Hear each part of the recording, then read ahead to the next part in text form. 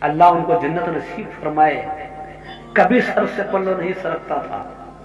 ان کے گھر میں جو کچھ بھی ہوتا تھا تو اس میں سے کچھ حصہ نکالتے, اپنے محلے کے جو غریب لاچار نہ کمانے والے یا زیادہ بچوں والا جو گھر ہوتا تھا, چھپتے چھپاتے ان کے گھروں میں چاول آٹا دیا کرتے تھے. ایسے لوگ تب بڑی خیر و برکت تھی, سکون تھا, اطمینان تھا, بڑی بڑی بیماریاں ٹل جایا کرتی تھیں. آج ہے فیشن کا دور ہے بھائی, سر پر پلو نہیں ہے, ہاتھ میں موبائل ہے, نہ بڑوں کا ادب و احترام ہے, نہ دین کی اہمیت ہے, نہ اسلام کی کوئی پہچان ہے.